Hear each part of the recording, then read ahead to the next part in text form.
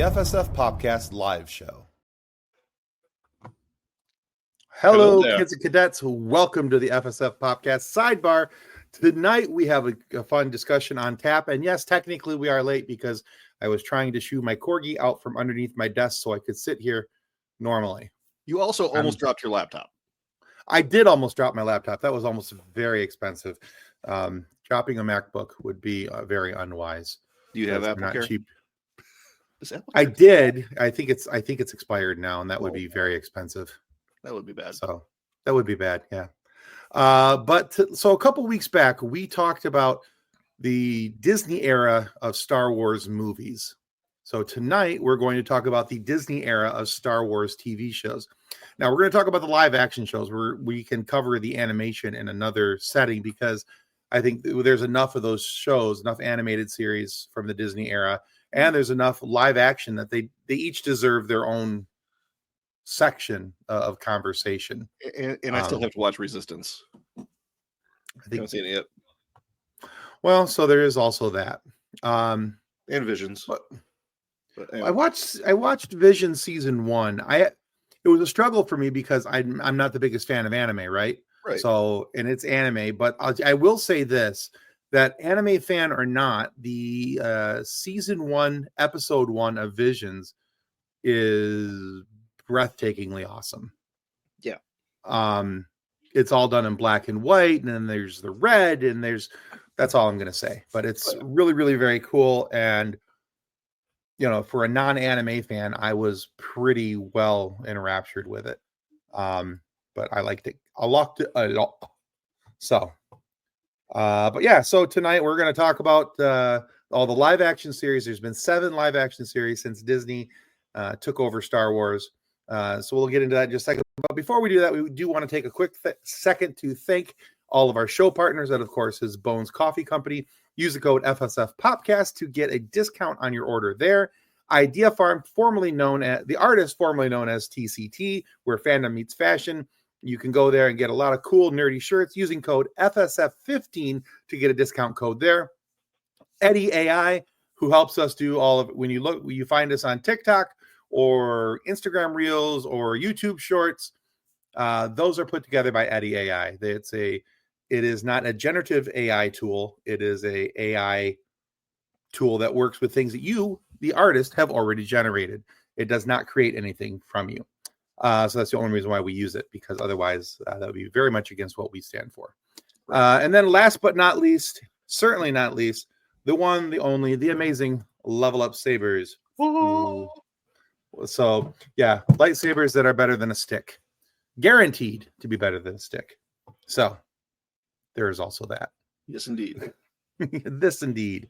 So one of the cool things that we've had opportunity to do in the last couple months, and I'm sure that you guys have seen this by now, we've had opportunity to share with you some movie promotions through different movie studios where you have had an opportunity to win movie codes to be able to watch free movies. So if you haven't done that already, there's a link down in the show notes down below. You can go to FSFpopcast.com. It's down there, I promise, John. Right down there. FSFpopcast.com/contact. If you go to that, you can sign up and you can have an opportunity to win one of the 3 movies we're going to talk about tonight. I've got 3 movies quick to highlight for you, and we hope that you guys are as excited about these and interested about these as we are. First up, I got to put that back on the screen, don't I? Yeah, there we go. Mm-hmm. Yeah, because I'm a professional, and I get the thing anyway. Okay. Oh boy. First and foremost, bring home Better Man. Buy non-digital now. Experience the recovery and redemption of pop star Robbie Williams in the most original musical ever made. From Michael Gracie, the visionary director of The Greatest Showman, prepare to be entertained with the Oscar-nominated story critics are calling jaw-dropping and wildly inventive.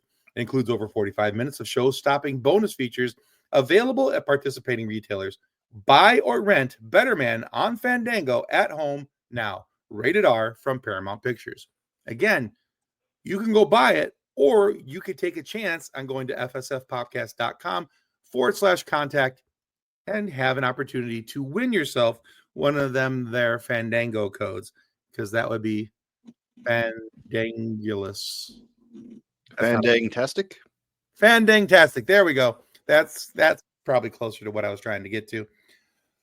So yeah, but yeah, go check out Better Man. And if you're a big fan of Robbie Williams, his music, his life, or you just like musicals, check it out. Yeah. Secondly, we have September 5.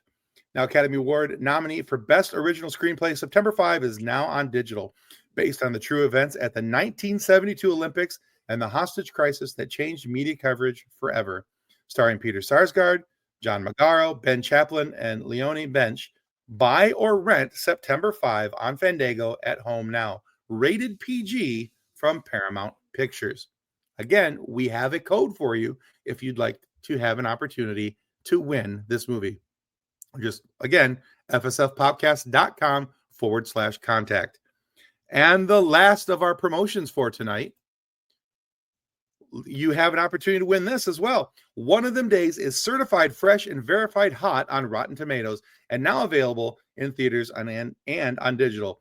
Keke Palmer and SZA star as best friends and roommates, Drew and Alyssa, who find themselves in a comical race against the clock after Alyssa's boyfriend blows their rent money.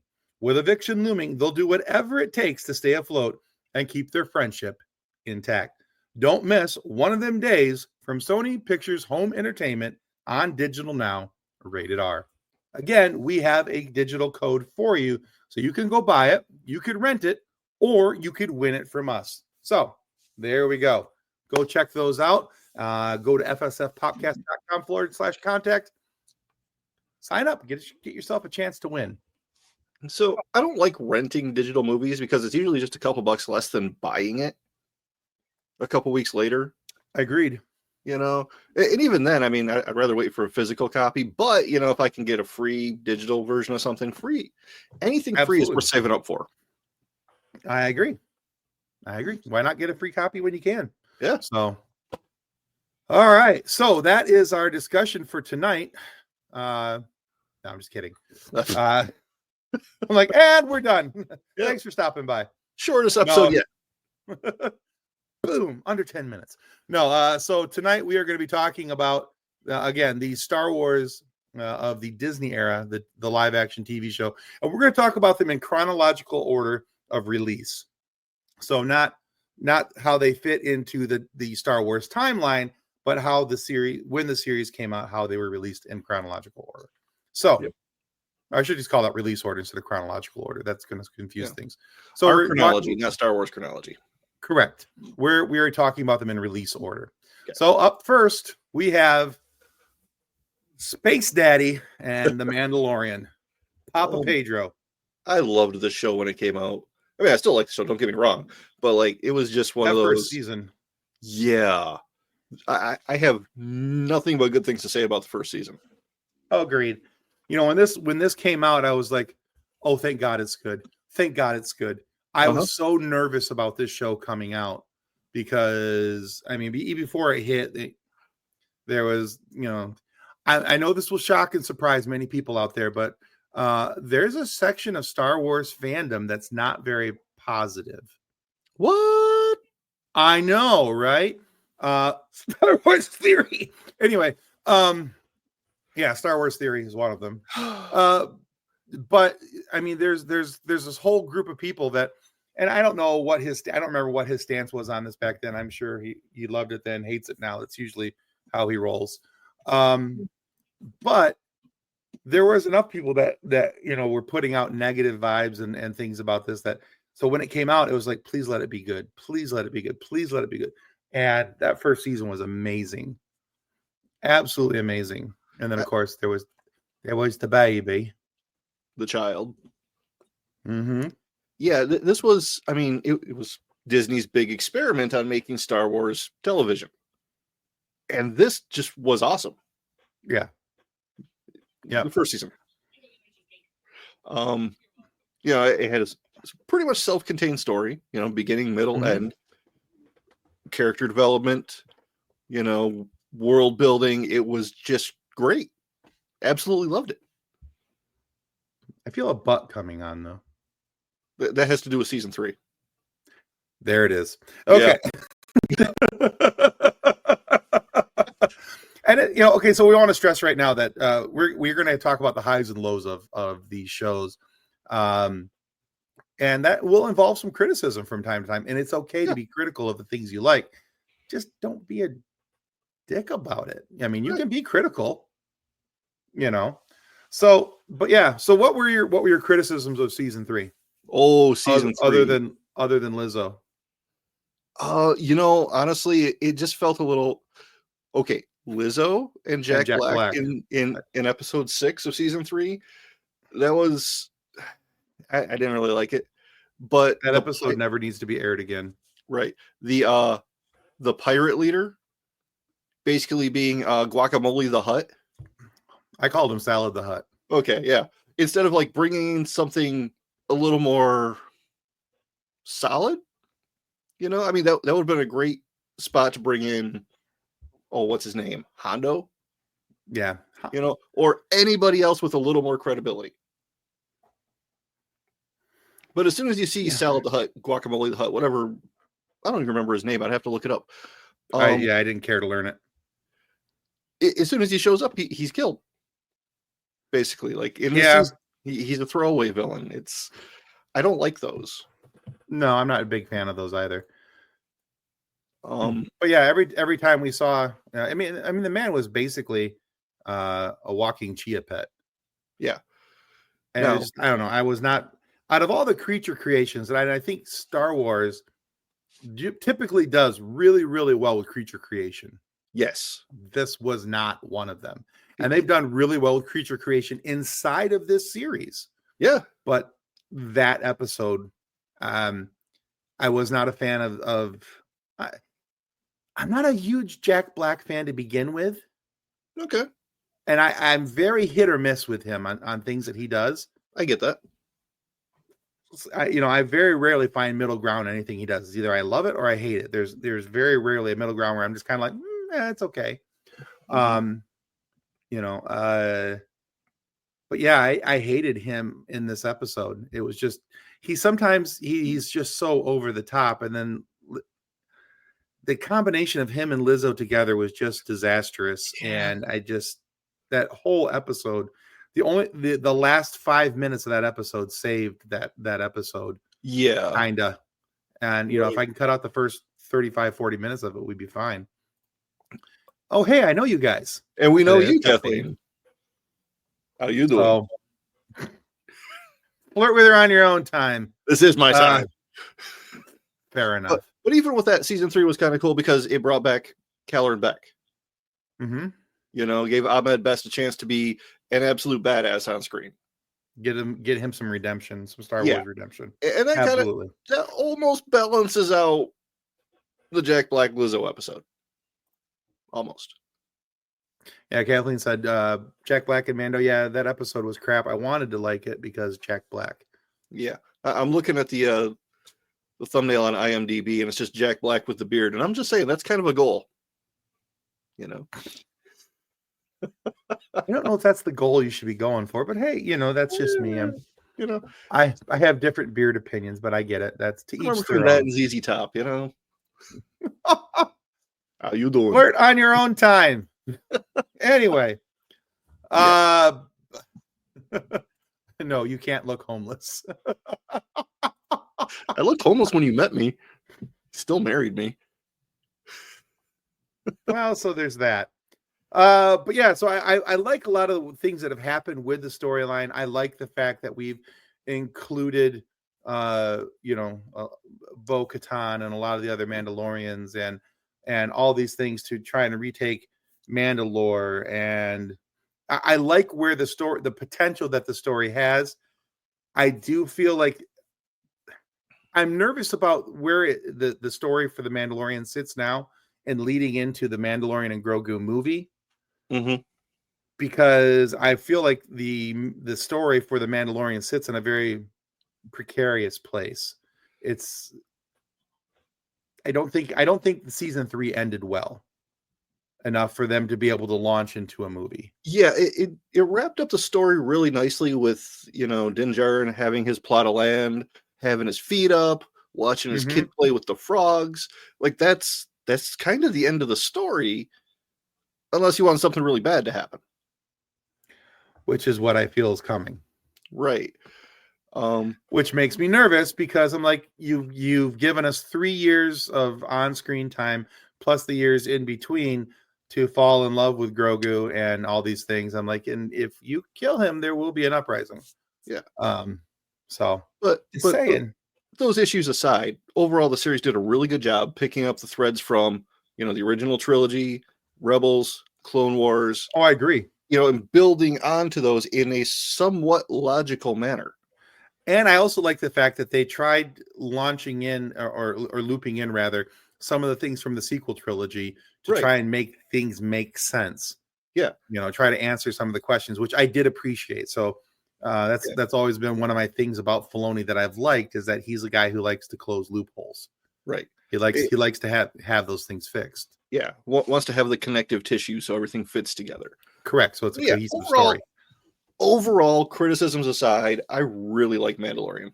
Like, I do too. It's one of my and out of all the things that when I rewatch Star Wars, I'm going through my rewatch, Clone Wars, the animated series, and the Mandalorian are always two things that I always look forward to because I enjoy both of those series so much. Right. So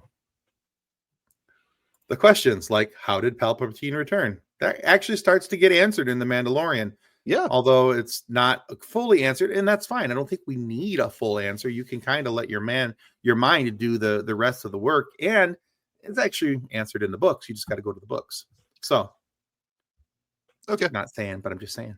So, okay. All right. Up next in the order of release, the Book of Boba Fett, which was around for one season.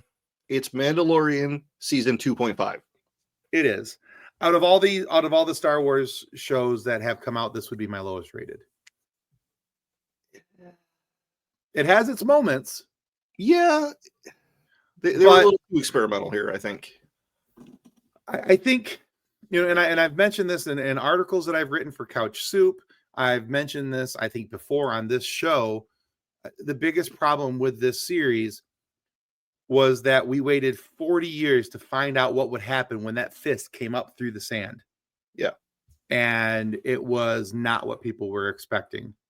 I'm okay with it not being what I expected.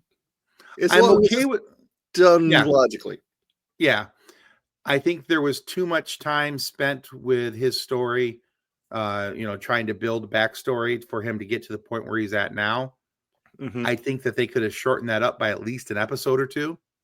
And shown him getting more to the point of where he is at the end of the series, where he looks at Fennec and says, maybe we're not built for this type of life. Mm-hmm. But I got live action Cad Bane. Yeah. That's a big plus in my book. I'm a huge Cad Bane fan, so that for me was awesome. And I love Cobb Vanth, so. Yeah. Just if they maybe started with the backstory part and then built into the current. Yeah. A mob boss type show would have been awesome. And I mean, it was kind of heading that way. That's kind of where I thought this was going to go. And then it just kind of flatlined. So I was honestly hoping for the same thing too, Kathleen. I was really hoping that we were going to move into that general direction. So, yeah, I mean, the competition with the Hutts, the club getting blown up, things like that. Those were more in the vein of what I was hoping for. Kathleen says, I feel like Tim just summed up all my issues with Disney Star Wars if they just get to the point. It's like in Monty Python and the Holy Grail. Get on with it already. Get on with it.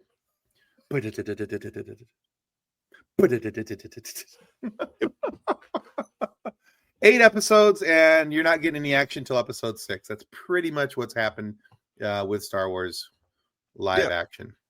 Once Din Djarin shows up, the show takes off. It's awesome. Yeah. And the ending with Fett riding a Rancor through Mos Espa.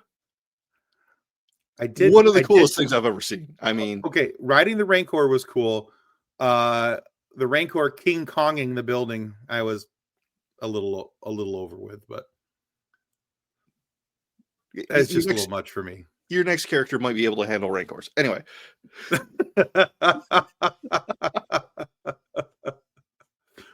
Yeah, I want Star Wars, not backstory. Give me content, damn it. Yeah, sometimes backstory is important, and some characters it's not. And I feel like with Boba Fett, it was one of those areas where backstory was not nearly as important because he had already had enough backstory set up for him with the Clone Wars, with the prequel series. There wasn't need for much else. And so for them to go into all this story about with the Sand People and all that, it's kind of cool to see the Sand People doing something more than just standing on top of the hill and screaming. But it was, like I said, it was about an episode and a half to 2 episodes too much. And at the same time, I'd rather know how things happened than it be a good story for another time or somehow Fett returned. Right. So, I mean, there was a delicate line here, and I think that this is the one series where I really feel they tripped over it. Yep. So, fun story. Fun story. Action scenes. Yeah. I mean, other than the 5 mile an hour speeder chase. Oh, jeez. You mean on the KitchenAids? Yeah. Those look like KitchenAid mixers. You cannot tell me any different. They really did. Put the story back, put back the story and a happy little montage and move on. Yeah, I'm good with that. I'd be good with that. All right, so that's Book of Boba Fett. Next was Obi-Wan Kenobi. Emotionally, the best of the series. There was some serious emotional damage that was sorted out in this series. Yeah. And I know that a lot of people, that was actually a point of contention for a lot of people, that we don't need to see our heroes go through issues. They just wanted to see explosions and lightsabers and all that stuff. But honestly, there's a lot of people who deal with PTSD. There's a lot of people who deal with emotional baggage and all these different things. And so for some, this may have been the only way they learned how to deal with some of the things, and to see that and have it normalized for them. So, so I'm okay with that. And, with all the things that Obi-Wan had been through, it would have been impossible for that man not to have PTSD. Zero chance of him not having PTSD. I really enjoy this, and I'm hoping that we get a second season of this series. I know that Ewan McGregor's pushing for it. He really wants to do a second season. Hayden Christensen said he's on board to come back because, Darth Vader. I would sell an optional organ to be able to watch that show for the first time again. You're running out of optional organs, Kathleen. Okay. Yeah. You just donated one last weekend. You don't get a choice anymore. Kathleen had a small issue with her appendix last weekend. Anyone in the market for a slightly malfunctioned kidney? Oh, the stoner? The one that makes the kidney stones every time? Yeah. I could live without that one. Maybe we can get rid of that one, but the rest of them you're gonna have to keep. But there's so many good things about this series. There's also a lot of there was a lot of things that really needed to be truncated and kind of just shrunk down. And I thought, especially with the story of Reva, I like Reva as a character. Yep. I like what she was going through. I like the flashbacks of her and really trying to get to the point of her dealing with her own issues with Anakin / Darth Vader. However, it really got lost for me at the end when she went after Luke. And then that whole bit was just messy. Yeah. That's probably how I would describe this one. I mean, emotionally, this is the best one, but I also feel the storytelling is the messiest. It was. And we, to talk about an interview that we did, of course, we had Kai Patterson on the show, who also worked on the Book of Boba Fett, not for Disney, but for himself. Yeah. And if you go to KaiPattersonFilms.com, he has taken the Book of Boba Fett and put it and reorganized it and redid it into a much more logical flowing series. He also did the same thing with Obi-Wan Kenobi. He took it from a 6 episode or 8 episode series down to a 2.5 hour movie. And it's really, really done very well. He cut out a lot of the fluff. As much as I love little Leia, and I thought that the casting of Vivian for I can't remember her last name, but it starts with a B, I think. You could look it up, but yeah, I could, but I don't have a Kathleen here, and she's usually the fastest with the Google fingers. But I thought that she was an absolute, just brilliant casting. Vivian Lyra Blair. Yeah. Thank you. Yeah, just absolute brilliant casting as young Leia. Perfect casting. Yeah. And but there was a couple spots in there where Kai took out the chase through the woods and the chase through the market, and a couple of other little spots where it was just clearly it was filler, not really necessary to the point of the story. I mean, the chase through the woods I will defend, because if you've ever tried to catch a little kid who's like running and trying to get away, it can be one of the most frustrating things on the planet. Agreed. But what really took me out of that scene was Flea. Yeah. Yeah. Like, I'm like, hey, it's Flea. Wait, I'm watching Star Wars. Was he in back? Wait, what? Anyway. We're coming after you. Boom, boom, boom, boom, boom, boom. Exactly. Anyway. But yeah, Kathleen says, I feel like young Leia was perfect in every way. The story around her, crap. Yeah. And the interactions with her and Obi were beautiful.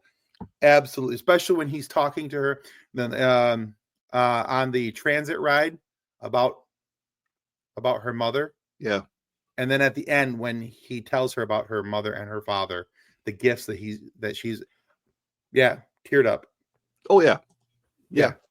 Yeah. I just want more Vader. Don't we all? Yeah. I would love to see I still want a Vader, even though we've seen Vader in different ways and different forms. He's always still kind of like the myth off in the background where he just kind of shows up, does something really cool, and then he's off the screen again. I still want a Vader-centric series of him going and hunting Jedi. I want a Vader horror movie. That's what I just said. Right. Hunting the Jedi. Hunting just like regular rebels. Like if he's hunting Andor. Ooh. But you never see Vader. Where they have no chance. Yeah. Yeah, more like Alien, where it's like he just pops up out of the shadows and kills somebody and then melts away again. Yeah, same here, Kathleen. Every time, when he talks about that scene, done. Just waterworks. Mm-hmm. It's absolutely beautiful scene. So, yeah, this series, I want to see a season 2 just because I love the potential where the story could go and things that could happen. Because we've had interactions with Leia, and I love the fact that we got more screen time for Leia's character, even though it's young Leia. But I do like where the story could be going from here on out and seeing how else he protects both her and Luke moving forward up to the point of meeting Luke in episode 4. But yeah, this series was totally a 50-50. Yeah. One episode I would love it. The next episode I was like, well, that was kind of mush. Yeah. I mean, some of the details, some of the references, him mentioning that Quinlan had been there. Yeah. Seeing the homeless clone trooper. Yeah. And that trooper recognized Kenobi. Just kept his mouth shut. Yep. Things like that I really appreciated. Other things, Yeah, there was a lot of nice little Easter eggs and little flashbacks and stuff that was really cool about this series. And that's also why I want to see a season 2, because I think if this could get tightened up a little bit, this could be just a phenomenally beautiful way to lead into episode 4, other than, the movie Rogue One. So anyway, all right, up next, speaking of Rogue One, the prequel to it, the series Andor. About the story about Cassian Andor. So I did not have any confidence in this one going into it. I was like, I was scared to death. But it is just like we talked about Rogue One before, that being a great film that just happens to be set in Star Wars. They did it here again. They did. It's an amazing story that is conveniently set in a galaxy far, far away. It just happens to be in a Star Wars planet. It could have been any setting, and it'd still be a great story. The simple fact that there's not one Jedi, not one lightsaber in this entire series, is amazing. You don't even see stormtroopers until the end of the series, if I remember right. It's like Imperial Army before that. Yeah, I think so. Yeah, you've got a couple places where I think that. No, I think there's when he gets arrested. I think those were. Oh yeah, okay, those were stormtroopers. Yeah, the beach. But other than that, yeah, the beach troopers. But other than that, I mean, it's there's some. Yeah, it's just there's the corporate army. But that's not and you see the you see the ISB and all that kind of stuff. And it's those guys. Yeah, that subplot's amazing. Great, just love it. Yeah, and it just it's just such a well done. I can't say enough good things about this series. I love the way it was written. I love that it was a little slow paced in the beginning because they were actually setting up a story because we didn't have any backstory, any information about Cassian Andor, where he came from, what was happening, what was going on, where he came from, all those type of things. And so we had new places, spaces, and faces. And it was just really cool. And so I very much enjoyed this because I kind of felt like it was almost like it was a mystery getting every week, like a crime drama thriller. I haven't actually watched all of Andor. Oh, you need to change that. Yeah. You need to change that with a quickness. Yeah. Especially because season 2, don't sneeze after getting optional organs removed. No bueno. But yeah, especially because we're like 65 days away from season 2 coming out. Not that anybody's counting. Not that I'm keeping track. It's like 65 or 68, somewhere in there. Somewhere in the 65 to 70 range. And one of the guys that I follow on Threads has a daily countdown. I wasn't on Threads very much today, so I don't remember what the countdown number was. Right. But the character of Luthen is just who might possibly actually be a Jedi, is what I think, honestly. It doesn't matter. It doesn't matter. It doesn't matter. And that's the great thing about him. He could very well be a Jedi in hiding in plain sight. And it wouldn't change the story. It would not matter a bit because everything that's happening is not Jedi dependent. And I freaking love that. Yes. I mean, his speech towards the end about, what has he given up? Right. I mean, just that scene alone is one of the best things Disney has ever filmed. Yeah, that monologue is fantastic. Yeah. Yeah. I remember after that episode aired, I went back and rewatched just that section again because I was like, I need to pay closer attention to that. That was amazing. Yeah. But even though it's amazing and not dependent on Star Wars, it has so many little references to Star Wars in the background. Andor having a Briar pistol from the Dark Forces games. Mm-hmm. Luthen having a set of Sith Stalker armor in his shop. Just happening to be there. Showing in the background. There are little things in there for the hardcore nerds. But if you don't catch them, it doesn't take anything away.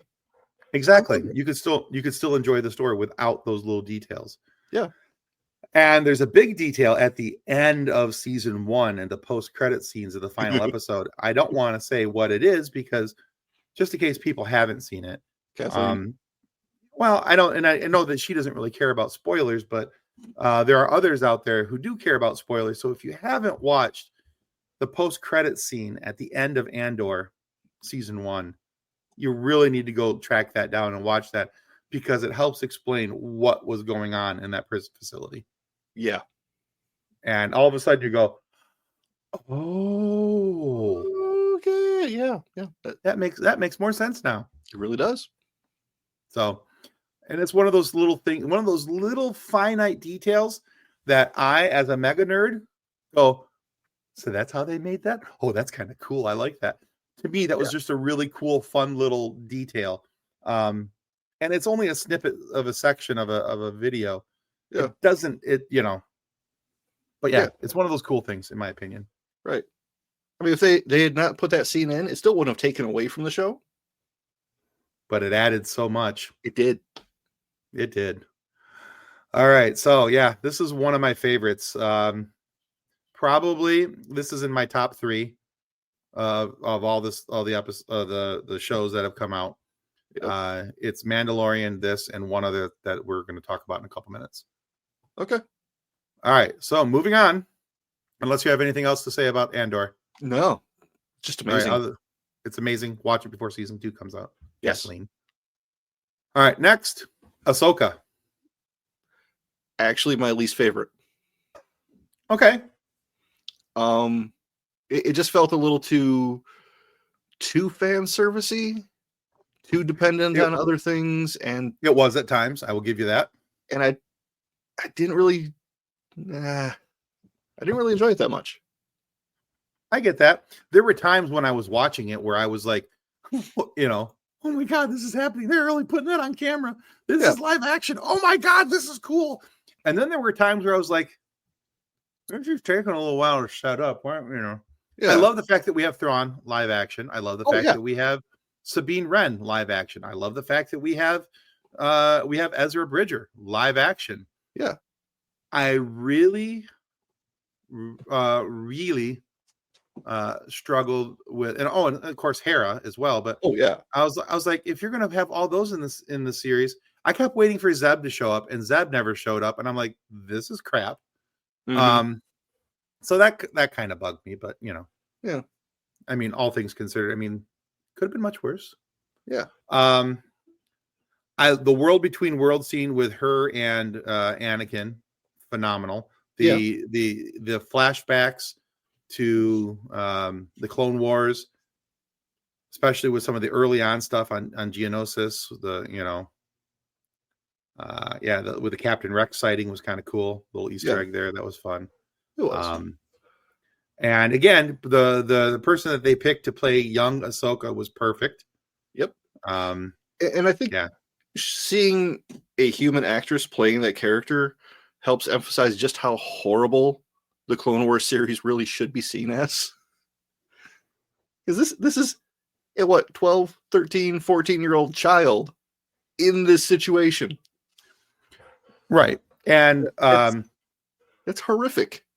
So one of the things I appreciate, and just on that note, so we have this young child. Now in the early portions of the Clone Wars, especially the first 2 seasons of the Clone Wars animated series, they have her dressed rather scantily. Yeah. But they retcon that, they fixed that later on. And now in this series, instead of being dressed how we find early Ahsoka, she was dressed how we find later Ahsoka, which was much more proper, fitting, because Disney found out that, surprise, surprise, the creepers were sexualizing a child. Mm-hmm. Who would have thunk? Yeah. So, but yeah. So, but past that, I mean, there were some cool things about this. I am still not happy with the fact that we have no clue who Marok was, and that he died. They died. We don't know if it was a man, a woman, whatever. We have no clue. But Marok, it's just dead. It's just green mist. And I'm like, I was so angry. I remember laughing so hard about your messages that night. I was livid. Because Disney, played this up. I have a Funko of Marok. I have, there was all this thing of who is Marok and what's going on. And Disney was steering into it pretty hard. I was like, oh man, that's gotta be, it looks like, it looks like one of the Inquisitors is dressed up as an Inquisitor. Which Inquisitor is it? What's going on? And we all had all these theories, and then they just blew those theories away with no explanation. And I'm just like, oh, I was so mad. Yeah. So mad.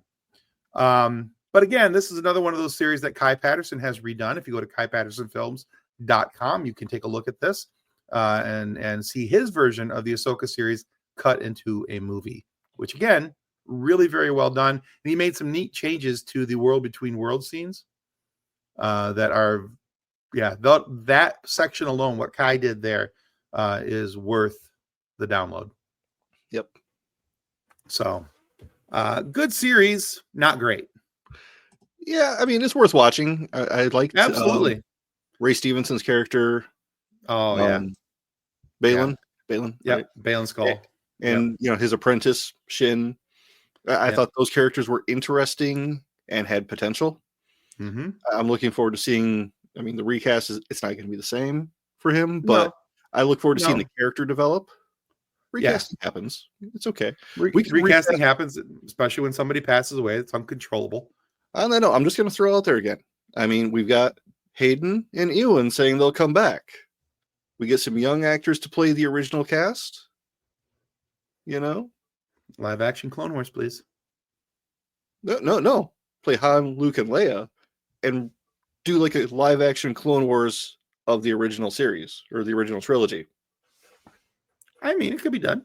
I'd pay to see that. Yeah, for sure. Don't remake the movies. That'll just anger everybody. Or remake the movies. It'll anger everybody. They're going to be angry either way, so whatever. Yeah, but yeah, I do also like the fact that it looked like we might be heading towards the way the season ended, that series ended. It might be looking towards Abeloth. Mm-hmm. That is a distinct possibility with the way things are going. So I'm very curious to where season 2 is going to go. Yeah, and as long as they keep bringing David Tennant back as Huyang, yeah, I'm in. Yeah, you cast David Tennant in it, I'm watching it. Pretty much. DuckTales, Woo. this, yeah, Jessica Jones. And he was amazing in Jessica Jones. Holy crap! There's something about having a character or an actor who's played the Doctor, who is like the ultimate good guy, suddenly being this horrible villain and doing it so well. Absolutely, one of the best villains I think I've ever seen. Just so good, so good. All right, so that's Ahsoka. It was this is one of those ones where I was like, yeah, this is mid-grade. Yeah, it was just kind of it was good. At least it was like in timeline order. They didn't jump around a whole lot. No, they didn't. It's good. It has a lot of potential leading into other things, and I think that's why I still liked it. And it had all the end of Rebels season 5 feels basically what this is. It's Rebels season 5 but live action. Right. So but yeah, very excited. And that takes nothing away from Rosario Dawson. She's amazing as Ahsoka. Yeah. And I'm just really looking forward to seeing what happens with season 2, because season 1 had some really great highs, but the lows for it were also equally as low. And I need to know what happened with Thrawn. And will somebody just tell me what the hell happened to Marok and who he was? Anyway, okay. He was an Inquisitor. That's it. Yeah. Anyway. All right, moving on before I get angry, because it's going to happen. Okay. Next up is The Acolyte. Now, before we get any farther in this is my number 3. Really? I love The Acolyte. No shame here whatsoever. I really, really love this series. I love it for the character of Master Saul. I love it for the storytelling.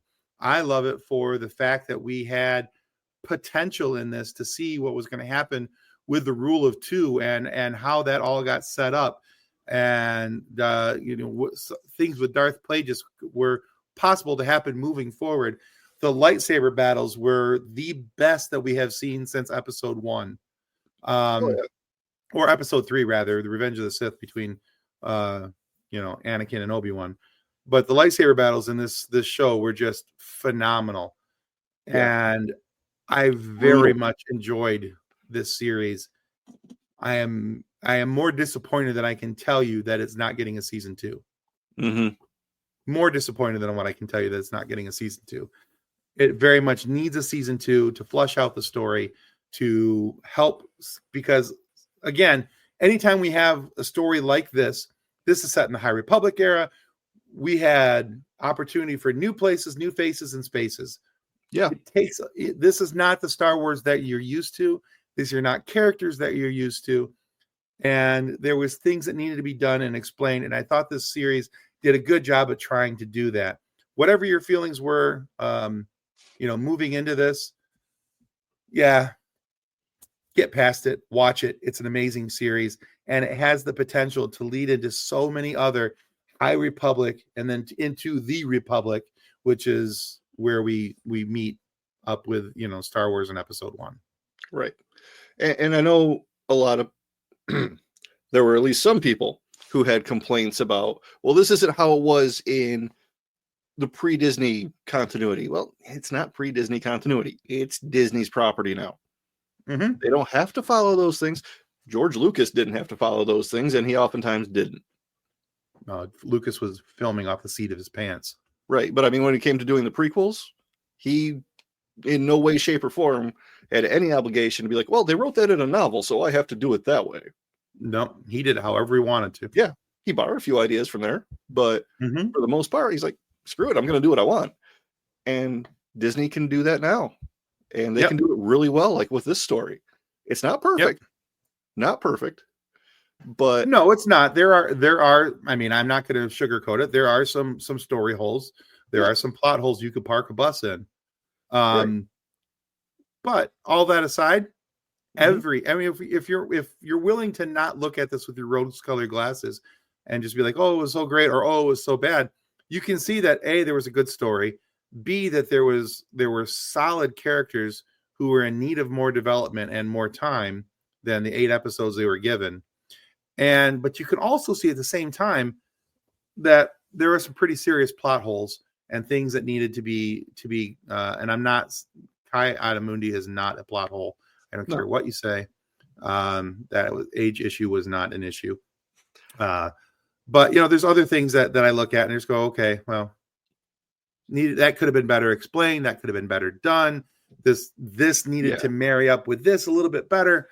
There's problems, there's issues, but I think that there's so much potential to this series. Yeah. And I love the fact that we're seeing the Force from the viewpoint of another civilization. The fact that they call it a thread doesn't bother me. Yeah. Because, I can't think of their names, but where, the planet where Mother Talzin's, her group. Night Sisters? Thank you, Night Sisters. Yeah. They looked at, they called it the Magics, Magicks, the Magics. It's just there. Different places have called it different things. So for them to call it a thread was not a big deal, and people tried to make such a big deal out of that. And we have so much of that in the real world. There are so many variations on every religion on one planet with one species. Right. So if you take tens of thousands of planets with tens of thousands of species, they're all going to have their own take on the Force. You're bound to have, to have differences. Yeah. Absolutely. So, this is probably, out of the 7 shows, this is probably my number 3. Yeah. Yeah. It's one of my favorites. Yeah. I mean, I like that you have to wait for the story to be told to completion before you can actually complain about it. You can't be in episode 2 complaining, well, but this doesn't make any sense. You got to let the story finish. And that's what a lot of people did is they got to episode 3 and they were like, yeah, I'm done with this. This is stupid. I don't understand what's going on. You didn't let the story play out. Yeah. You really need to watch all 8 episodes in order to understand the full complexity of the story, because there's a lot of moving parts here that are addressed in later episodes. Right. So, and I think it was well done. Not perfect, I think so too, but well done. No. None of these are done perfectly. I mean, let's be honest. Not even the original episode, which everybody's like, I mean, not episode, but the original trilogy, which everybody's like, oh, it's so perfect. It's not perfect. It's because I saw it when I was 4. Right. It's just that it's the friendly Star Wars movie they've carried in their back pocket their whole life. It's been their trilogy, been their thing. But if we're being honest, there's so many issues and plot holes. That had to get mopped up with the subsequent movies as he released them, because he was like, yeah, I guess those two kissing each other really is not going to work. We need to fix that, because that wasn't an issue at all. Oy. Anyway, Yeah. Moving on, but yeah, go watch The Acolyte. It's an amazing series. And if you see a social media post with hashtag Save the Acolyte, give it a like, repost it, maybe even put one out yourself. We need season 2 of The Acolyte. All right, moving on. The next one, the last one, the most recent, The Skeleton Crew. Absolutely no notes. It's a perfectly fun ride. There are no problems with this show. Okay, that's not entirely true. There are some minor issues. I don't care. I had too much fun. I had so much fun watching this. This was just good old-fashioned Star Wars. It was just good old-fashioned. It was just a good old-fashioned run. So many references to like old Disney. The show was Mary Poppins. It's bigger on the what? I'm confused. My wife has confused me. Anyway, this show confused me as well because it's kids and pirates in space, and they throw in all these little subtle hints and references to old Disney properties that had pirates. You know, they talk about it being the treasure planet, and SM-33 is Smee, and I loved it. Practically right perfect in every way. Yes. Thank you. Now that makes sense. Thank you very much. Practically perfect in every way. Gosh, boys are dumb. No, we're not dumb sometimes, Kathleen. We're dumb all the time. We just hide it better sometimes. See, there are those 3 or 4 things that each of us knows really well, and it's different for each guy. When we're talking about that, we sound smart. Right. That's why we try to focus on those things. I was talking to a guy from work today, and I said, that's how guys make friends, is that we look at each other and go, your dumb matches my dumb. Let's go do some shenanigans together. Yeah. Pretty much the way it works. And here we are, like 7.5 years later. Anyway. But yeah, this show is just so much fun, and I love Neil. You're my boy, Blue. Oh man, I love that character. Yeah, and I really wanted to see more of the owl cat character, whose name I can't remember right now. Yeah, Kim. Thank you. Yeah, I really wanted to see more of Kim. I thought that was such a cool character. I was like, again, so getting back to character creation, that's a perfect example of amazing character creation. Neil, great character creation. Yeah. You know, and all these, all these creatures that they make. Fortunately, we had pirates in this, but we never had to see Mr. Salad Man again. So yeah, we got to leave our chia on back with Mandalorian. Right. I mean, we saw Vane. We did. Mandalorian, but other than that, I mean, it's a fun movie, show, whatever. Kids, pirates, space, a heist, government cover-ups. It's got everything. It's like Stranger Things, only concise. A kid that you think might be force sensitive, but isn't force sensitive, but might still be force sensitive because you don't know. Lightsaber. It almost had his first fatality. Hilarious. I mean, he almost that was changed fantastic. Religion, but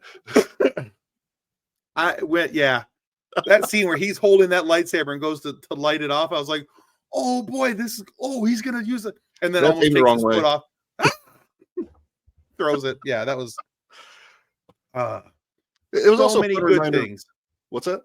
It's just so many good things about this series, and I like that too, because that moment was also a fun little reminder of exactly how powerful a lightsaber is, that it just kicks itself out of his hands when the blade extends. Like this is not just a beam of light that's kind of warm. And it just shows that boys are dumb with dangerous weapons. Luke Skywalker looking down the barrel of the lightsaber as soon as Obi-Wan hands it to him. Here, this is an elegant weapon. Oh, yeah. So, boys are dumb. We don't outgrow it. Yeah, I really love this series. It's just so good.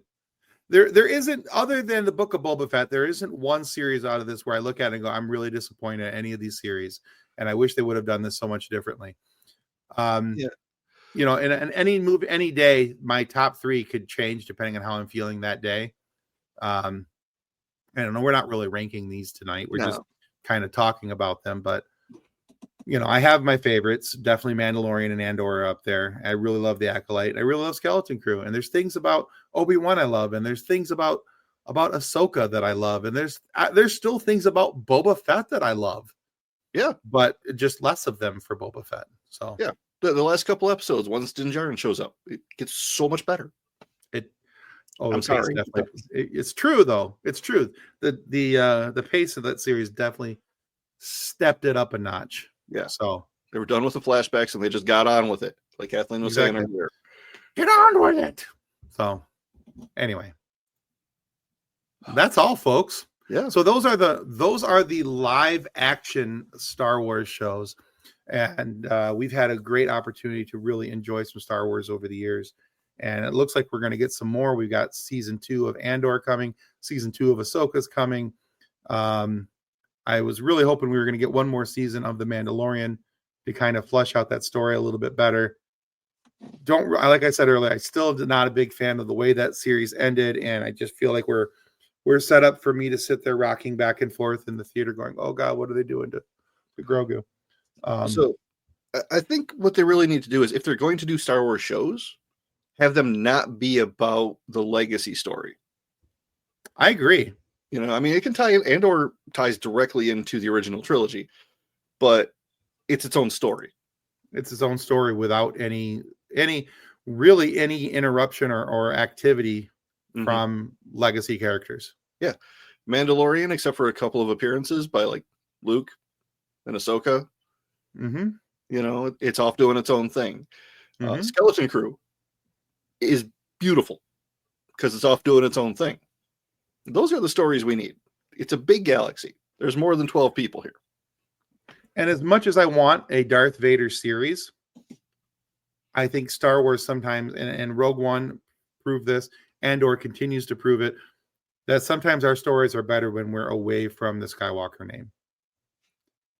Except for the hallway scene at the end of Rogue One.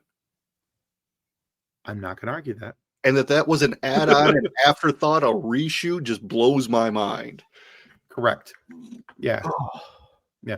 When we name drop here, because we can. When we interviewed Gary Whitta, who is the co-screenwriter for that movie, that scene wasn't supposed to be in the movie. That was added in. That was just like, hey, what do you mean? We get to play with Darth Vader for a little bit? We can do a scene? Okay, let's do that. And then they wrote basically a horror movie inside of Andor for all of 30 seconds, and everybody lost their collective crap. Yep. So I remember being in the theater when that happened, and just everybody just freaked out. Because it was the first time because this was, before the Obi-Wan series with the fight between him and Anakin, where or Vader walking down the street and basically force choking and killing everybody in his path. Mm-hmm. Yeah. Where you really got to see Vader going full Vader. Yeah. And that was actually kind of scary for a hot second there. And that's part of why I think maybe a retelling of the original stories needs to happen. Not a remake. Never a remake. He needs more screen time. We need to see a little more of that scale Vader rather than, the golly. Yeah. No, I agree. Well, kids and cadets, that's going to wrap it up. We're just under an hour, and we try to get out of this under an hour if at all possible. We could talk for a lot longer. We could. We're nerds. It's what we do. Well, anyway, check us out next. I'm not sure when we're going to be live next. I'm not sure if it's going to be Monday or not. Possible. We'll get together with you on that. But every Wednesday morning, new episodes are released. And Friday or Thursdays, come back here for more sidebar nerdy conversations about various topics.